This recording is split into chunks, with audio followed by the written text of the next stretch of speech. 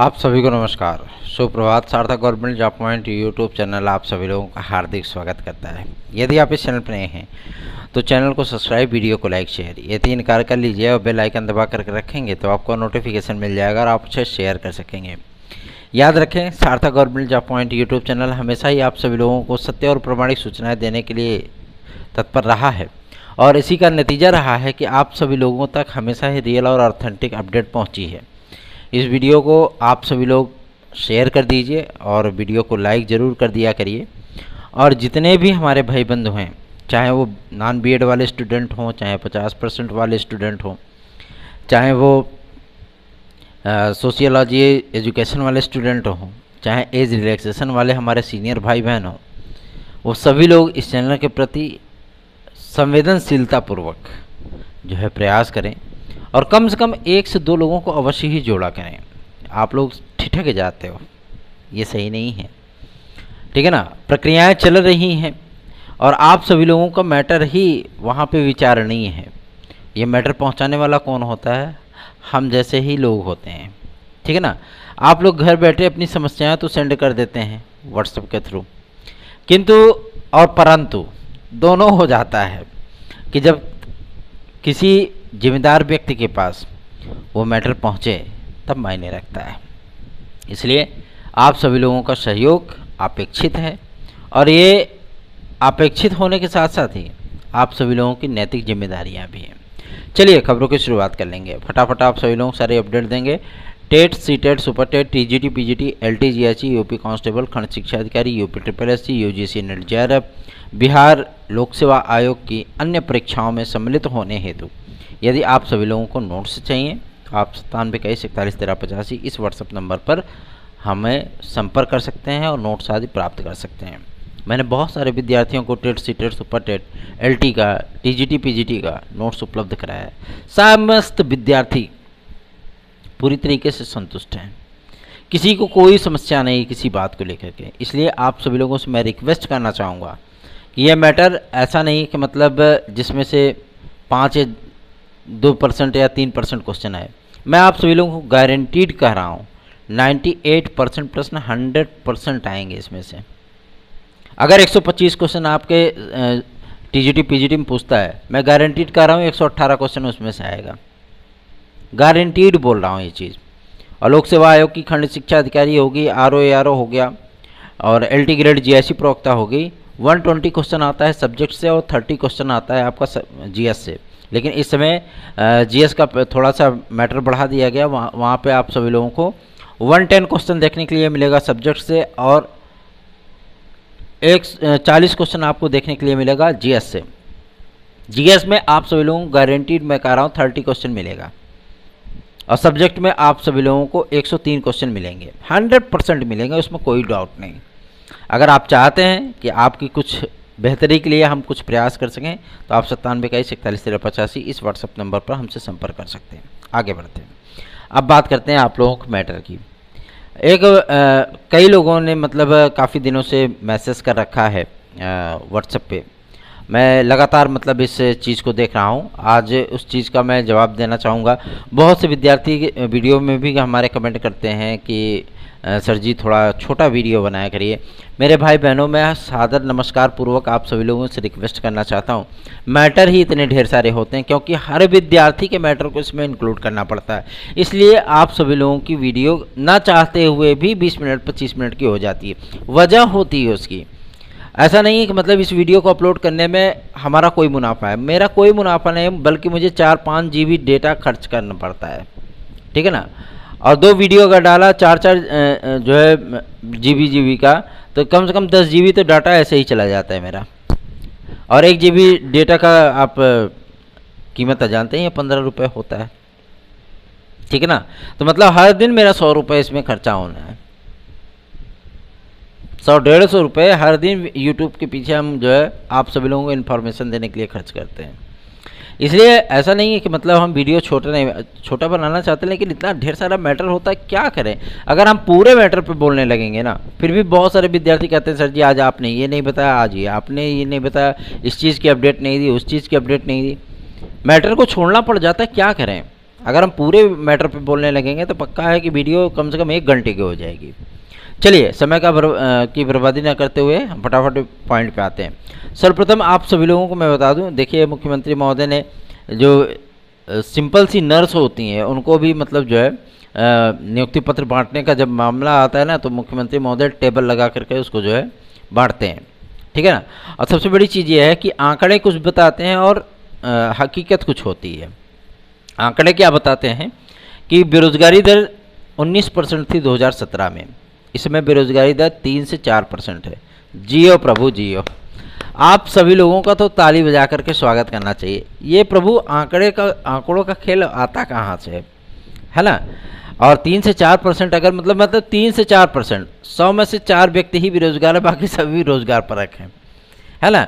ये थोड़ा सा सुनने में अजीब सा लगता है और जाहिर सी बात है कि मतलब एक अजीब सी फीलिंग आती है। ऐसा लगता है अगल बगल में देख करके कि अरे प्रभु सब नौकरियाँ तो हैं। लेकिन सबसे बड़ी चीज़ ये है कि आंकड़े कुछ कहें लेकिन हकीकत भी वही होनी चाहिए। और हकीकत देने का कार्य क्या करता है, हकीकत देने का जो सच्चाई होती है उससे रूबरू कराने का जो जिम्मा होता है ना, वो पार्टी के कार्यकर्ताओं का होता है, ठीक है ना। हम लोग ही फीडबैक देते हैं जो है आप सभी लोगों की समस्याओं का, आप लोगों की परेशानियों का, रियलिटी का, वास्तविकता का परिचय शासन प्रशासन में बैठे लोगों से हम ही लोग परिचय कराते हैं, ठीक है ना। जनप्रतिनिधि क्या होते हैं, उनको तो ऐसी कमरे से निकाल दीजिए तो कुलबुलाने लगते हैं जो है, ठीक है ना, वो नहीं कर पाएंगे, हम ही लोग करते हैं। तो इसलिए आप सभी लोगों से मैं रिक्वेस्ट करता हूँ बार बार, लगातार, हमेशा, कि आप सभी लोग इस चैनल को सपोर्ट करना शुरू करिए। चलिए खबरों की शुरुआत कर लेते हैं। ये तो हो गई बात की बातें, ये आपके काम की बातें नहीं हैं, बकवास बातें हैं। फिर भी थोड़ी बहुत कभी कभी मैं बकवास कर देता हूँ, इसके लिए क्षमा चाहता हूँ। चलिए खबरों की शुरुआत कर लेते हैं फटाफट। आप सभी लोग सारे अपडेट देंगे। कल की डेट में लोक सेवा आयोग के अध्यक्ष महोदय ने शासन को एक पत्र लिखा था। उस पत्र में इस बात का स्पष्ट उल्लेख किया गया था कि LT ग्रेड GIC प्रवक्ता को यदि लोक सेवा आयोग के माध्यम से जारी कराना है तो हमें 1 हफ्ते के भीतर कन्फर्मेशन लेटर जारी किया जाए, निर्देश जारी किए जाएं। और माध्यमिक शिक्षा मंत्रालय की जो मुखिया हैं आदरणीय श्रीमती गुलाब देवी जी, है ना, उनके जो पर्सनल असिस्टेंट हैं, ठीक है ना, उनसे जब वार्ता की गई थी तो उस पर उन्होंने स्पष्ट कर दिया है कि LT ग्रेड और राजकीय विद्यालयों में जो भर्तियां होनी हैं वो लोक सेवा आयोग के माध्यम से ही होनी है। सबसे पहली चीज़ ये है। दूसरा ये कि जो आप लोगों के पूर्ववत भर्तियों के जो पद रिक्त रह गए हैं, क्यों? क्योंकि प्रतीक्षा सूची के लिए गवर्नमेंट ने दिशा निर्देश जारी कर दिए हैं, जैसा कल शाम की वीडियो में मैंने बताया। आज की डेट में मैं आप सभी लोगों को बताना चाहता हूं कि जो पूर्व विवादित चैप्टर रहे हैं आप सभी लोगों के, जैसे आपका अंग्रेजी का चैप्टर रहा है, अंग्रेजी में लैंग्वेज और लिटरेचर को लेकर के विवाद था, ठीक है ना, पहला। दूसरा ये कला को लेकर के जो है मतलब विवादों की स्थितियां थी कि ट्रेंड को रखा जाए या अनट्रेंड को रखा जाए, नॉन BEd या BEd, ठीक है ना, इंटरमीडिएट रखा जाए योग्यता या स्नातक रखी जाए। इन तमाम मुद्दों को लेकर के आज उसका निराकरण हो जाएगा, ठीक है। अब आप सोच रहे होंगे कि अगर निराकरण आज होता है, मतलब शासन के माध्यम से एलिजिबिलिटी का लेटर आज दिया जाता है, तो जाहिर सी बात है कि इसमें प्रतीक्षा सूची कैसे बनी होगी। तो प्रतीक्षा सूची उन्हीं विद्यार्थियों की बनाई गई है, उन्हीं विद्यार्थियों में से बनाई गई है जिन विद्यार्थियों को नियुक्तियां प्रदान की गई थी, ठीक है ना। उनमें मतलब जो मेरिट में आ गए थे तो उनको नियुक्ति दे दी, और जो मेरिट में नहीं आए थे वो बेचारे इंतजार कर रहे थे। लेकिन नॉन BEd वाले स्टूडेंट को अभी तक नियुक्ति देने का कोई प्रोसेस स्टार्ट नहीं किया गया है, और इस पे माध्यमिक शिक्षा निदेशक महोदय का स्पष्ट कहना है कि ये सारा मामला जो है वो शासन के पास विचाराधीन है। मतलब नॉन BEd वाले जो हमारे भाई बहन हैं, जो प्राविधिक प्लस BEd हैं, टेक्निकल प्लस BEd हैं, ठीक है ना, फाइन प्लस BEd है, उन विद्यार्थियों की नियुक्ति के संबंध में एक प्रपोजल बना करके शासन को प्रेषित किया गया है। अब मुझे पूरा यकीन है और जो इनपुट मिल रहे हैं कि आप सभी लोग चाहे प्राविधिक से हो, इंटरमीडिएट प्लस प्राविधिक प्लस BEd, है ना, स्नातक कर रखा है उन्होंने, ये सारी डिग्रियां अगर उनके पास हैं तो उनकी नियुक्ति पर विचार किया जा रहा है, ठीक है ना। और सेम टू सेम आप सभी लोगों को मैं बता दूं, जो आपकी TGT की जो नियमावली थी सेम टू सेम अब आपकी वो GIC में बन चुकी है नियमावली, ठीक है ना। लेकिन अब ये प्रोसेस तो चूंकि पीछे से नहीं बल्कि आगामी आने वाली भर्तियों से लागू होने वाला है, इसलिए आप सभी लोगों को उसका ज़्यादा एडवांटेज नहीं मिलेगा। एडवांटेज उन विद्यार्थियों को मिलेगा जो विद्यार्थी नई भर्तियों में पार्टिसिपेट करेंगे, ठीक है ना। तो आप सभी लोगों से मैं रिक्वेस्ट करना चाहता हूँ, तैयारियाँ अपनी आरंभ कर दीजिए, क्योंकि समय बिल्कुल भी कम मिलेगा आप सभी लोगों को। जानते हैं अगला वर्ष चुनावी वर्ष है, और इस चुनावी वर्ष में आप सभी लोगों को बेहतरीन ढंग से तैयारी करने की आवश्यकता है। सिर्फ आपको ही नहीं, नेताओं को भी। नेता तो अपनी तैयारी कर लेते हैं, लेकिन आप लोग नहीं कर पाते हो, ठीक है ना। आप सभी लोगों को रोज़गार चाहिए, तो रोज़गार के लिए आप सभी लोगों को बेहतरीन मेहनत भी करनी पड़ेगी। रही बात आपके प्रतीक्षा सूची को लेकर के, तो प्रतीक्षा सूची की जो सुबुगाहट है वो बहुत तेज़ हो चली है, और आगामी 2-3 दिनों में आप सभी लोगों को इसका परिणाम भी देखने के लिए मिल सकता है। देखिए, सबसे बड़ी चीज़ ये होती है कि अधिकारी जो आश्वासन देते हैं, जो बात कहते हैं हम सभी लोगों से, वही अपडेट आप सभी लोगों को प्रोवाइड की जाती है। लेकिन मैं इतना जानता हूं कि इस प्रतीक्षा सूची के जारी होने के उपरांत आप सभी लोगों को 2 चीज़ें और देखने के लिए मिलेंगी। 2 चीज़ें ये देखने के लिए मिलेंगी, कम से कम आपकी कला की एलिजिबिलिटी जो है वो इंटरमीडिएट रहने वाली है या आपका स्नातक रहने वाला है। बीएड उसके साथ इंक्लूडेड होने वाला है। अगर बीएड वहाँ पे इंक्लूडेड किया जाता है, ध्यान से सुनिएगा, अगर बीएड को वहाँ पे लागू किया जाता है तो पक्का है कि टीजीटी में भी लागू कर दिया जाएगा। लेकिन जो सूचना प्राप्त हुई है अधिकारियों के माध्यम से, और जो ड्राफ्टिंग कमेटी के चेयरमैन थे उप सचिव श्री नवल किशोर शर्मा जी, उन्होंने इस बात को स्पष्ट किया है कि कला विषय को, जैसे पूर्ववत चला आ रहा है, कला विषय को बीएड की एसेंशियल डिग्री से थोड़ा सा अलग रखा गया है, इसकी सिफारिश की गई है। अब बाकी चीज़ें तो मतलब शासन के हाथ में है। शासन अगर एनसीटीई के उस आदेश का अनुपालन करता है जिसमें एनसीटीई ने साफ साफ निर्देश दिया था कि कोई भी अध्यापक बनेगा, किसी भी विषय का अध्यापक बनेगा, वो आप सभी लोगों के लिए बीएड वहाँ पे अनिवार्य होगा, ठीक है ना। ये चीज़ें क्लियर है। और सबसे बड़ी चीज़ ये है कि जो आपकी केवीएस में, आपका डीएसएसबी में या अन्य भर्ती संस्थानों में जो कला की अर्हता रहने वाली होती है उस पर भी विचार किया जा रहा है, ठीक है ना। जो अर्हताएँ रखी गई हैं, समस्त लगभग इस समय 23 से 24 भर्ती संस्थानों के जो पूरे डेटा इकट्ठा किए गए हैं कि किस तरीके से मतलब डिग्रियां, किस तरीके की एलिजिबिलिटी, किस तरीके की समकक्षता आदि रखी जाती हैं। अधिकारियों के पास सारा डेटा मौजूद है और उन्हीं सारी चीज़ों पर मंथन किया जा रहा है। और नए शिक्षा सेवाचयन आयोग का जो नियमावली बन रही है, ये नियमावली आप सभी लोगों के लिए, कुछ लोगों के लिए सरदर्द भी होगी और कुछ लोगों के लिए वरदान भी होगी, ठीक है ना। तो सरदर्द जिनके लिए है वो भी उस सरदर्द को झेलने की क्षमता रखें। जाहिर सी बात है कि थोड़ा सा बदलाव होता है तो लोगों को तकलीफ होती है, क्योंकि लोगों को उसमें जीने की आदत पड़ चुकी होती है, ठीक है ना। लेकिन जब परिवर्तन होता है तो धीरे धीरे प्रक्रिया जो है वो सेटल हो जाती है। तो आप सभी लोगों की प्रतीक्षा सूची पूरी तरीके से बन करके तैयार है। और जीआईसी प्रवक्ता में मैं आप सभी लोगों को बता दूं, हिंदी की और इतिहास की, ठीक है ना, हिंदी और इतिहास, इन 2 विषयों की प्रतीक्षा सूची पर कार्य चल रहा है। जो कोर्ट के माध्यम से अनएलिजिबल घोषित किए गए थे विद्यार्थी, उनका भी डेटा कलेक्ट किया जा रहा है कि मतलब जो एलिजिबल हैं, अगर वो मेरिट में नहीं थे, क्या वो 1.25 अंक से लेकर के 2 अंक के बीच में, जीआईसी प्रवक्ता के लिए 2 अंकों का प्रावधान है, 1.25 से लेकर 2 अंकों के बीच में, अगर वो क्राइटेरिया वो पार करते हैं, मतलब उस बाउंड्री लाइन पे आते हैं, तो जाहिर सी बात है आप सभी लोगों को प्रतीक्षा सूची में स्थान दिया जा सकता है, मतलब आपकी नियुक्ति हो सकती है।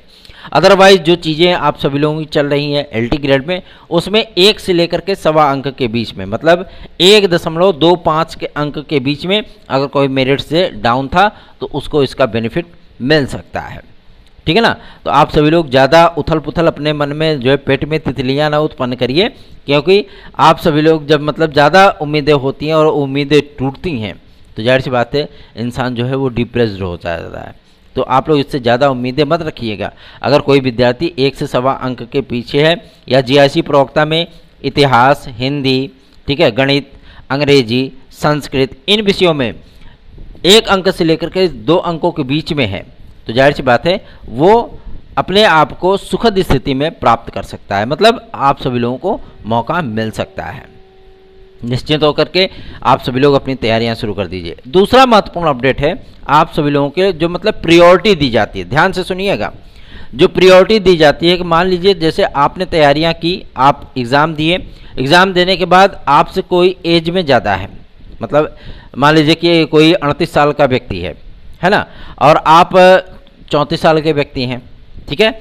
अगर आप दोनों लोगों में सेम मेरिट आ जाती है तो हमेशा क्या होता है कि अब जो है प्रायोरिटी के आधार पर दे दिया जाता है। जो एज में बड़ा होता है उसको नौकरी की ज़्यादा आवश्यकता होती है, और जो एज में कम होता है उसको आवश्यकता कम होती है, ये माना जाता है और यही होता आया है ना।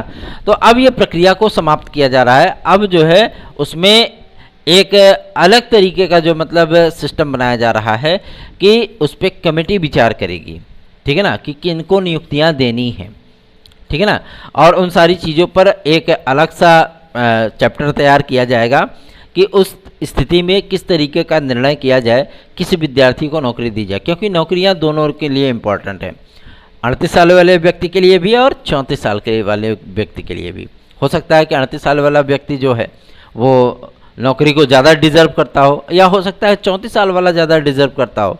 तो इन परिस्थितियों में चूँकि भाई दिक्कतों का सामना इसलिए होता है कि विद्यार्थियों को बहुत ही ज़्यादा असहजता महसूस होती है कि हम नौकरी नहीं पा सके, तो ऐसी अलग से सिस्टम बनाई जा रही है ताकि विद्यार्थियों को जो है इसका बेनिफिट मिल सके। और रही बात एज रिलैक्सेशन को लेकर के, तो देखिए एज रिलैक्सेशन के संबंध में पूरी तरीके से निर्णय हो चुका है।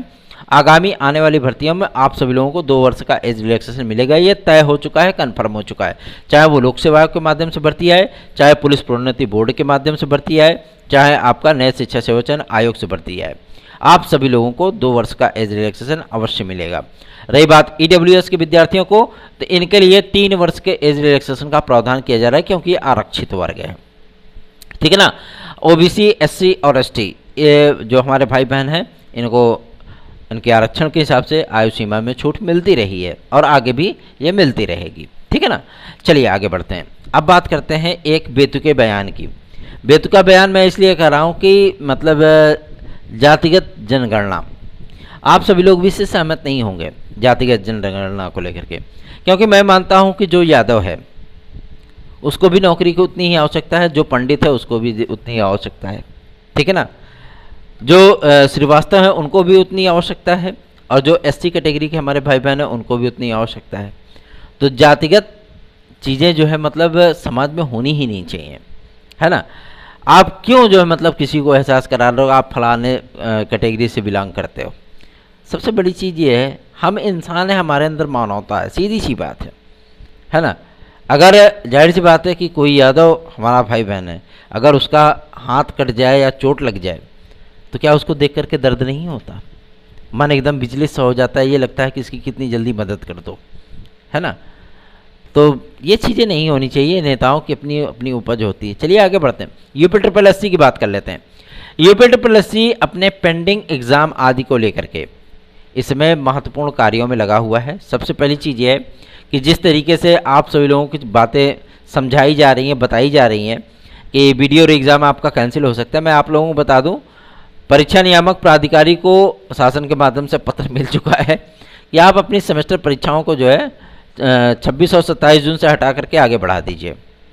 अर्थात आप लोगों का यूपी के माध्यम से होने वाला वीडियो एग्ज़ाम उसी तय नियत तिथि पर ही कराया जाएगा, कोई रद्दोबदल नहीं है। चुपचाप तैयारियां करिए, इसलिए रीमर उड़ाया जाता है ताकि विद्यार्थी डिस्ट्रैक्ट हों और वो परेशान होकर के अपनी तैयारियों को लूज़ कर दें, छोड़ दें, और उसका फ़ायदा कोचिंग संस्थान वाले उठा लेंगे फट्टा से, ठीक है ना। तैयारियां करिए। अगर आप लोगों को कम समय में बेहतरीन तैयारी करनी है, पूरे सिलेबस की तैयारी करनी है, आप वीडियो एग्ज़ाम के नोट्स हमारे यहाँ से उपलब्ध अपने आप को करा सकते हैं 9721411385 इस व्हाट्सएप नंबर पर। और रही बात पेंडिंग एग्ज़ाम या रिजल्ट आदि को लेकर के, मैं आप सभी लोगों को आश्वस्त कर देना चाहता हूं, क्योंकि वहां के चेयरमैन ने इस बात का स्पष्ट संकेत दे दिया है, इस बात का स्पष्ट आश्वासन दे दिया है कि यूपी के माध्यम से जितने पेंडिंग रिजल्ट्स हैं, ठीक है ना, उन पेंडिंग रिजल्ट्स को हर हाल में 15 जुलाई के भीतर भीतर सारे रिजल्ट्स को जारी कर दिया जाएगा, ताकि हमारी जो पुरानी पेंडिंग प्रक्रियाएं हैं वो समाप्त हो सकें, ठीक है ना। और इस क्रम में मतलब इंस्पेक्टर के पोस्ट, ठीक है, आपके अन्य तरीके के जो पदवियां हैं, जो वन दरोगा आदि के हैं, इन तमाम रिजल्ट को लेकर के ग्रुप गा और घा में बहुत सारी कैटेगरीज होती हैं, ठीक है ना। आप इन लोगों को एक बात का मैं और भी जानकारी दे देना चाहता हूँ। UP SSSC को क्लर्कों की वैकेंसी के लिए लगभग 20,000 पदों का अधियाचन प्राप्त हुआ है। 20,000 पदों का विभिन्न डिपार्टमेंट में क्लर्कों की जो वैकेंसी होनी है उसमें आप सभी लोगों को 20,000 पद देखने के लिए मिलने वाले हैं। आप लोग चाहें तो इसकी बेहतरीन ढंग से तैयारियां कर सकते हैं। कुछ पदवियां मतलब कुछ पोस्ट, कुछ विज्ञापन आप सभी लोगों को 2022 में देखने के लिए मिलेंगे, मतलब 22 PET के आधार पर, और कुछ पदवियां, कुछ पोस्ट, कुछ विज्ञापन आप सभी लोगों को 2023 में देखने के लिए मिलेगा। आगे बढ़ते हैं, अब बात करते हैं आप सभी लोगों को TGT और PGT को लेकर के। क्या TGT और PGT के डेट की अनाउंसमेंट हो चुकी है?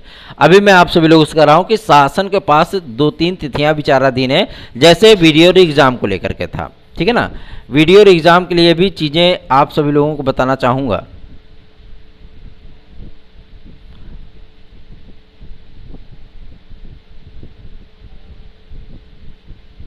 कि परिस्थितियां जस की तस होनी चाहिए, और वीडियो एग्ज़ाम के लिए भी जो तिथियां हम लोगों ने बताई थी आप सभी लोगों को, वो एग्जैक्टली वही चीज़ें थी, ठीक है ना, और वही चीज़ें आप लोगों के सामने आई भी।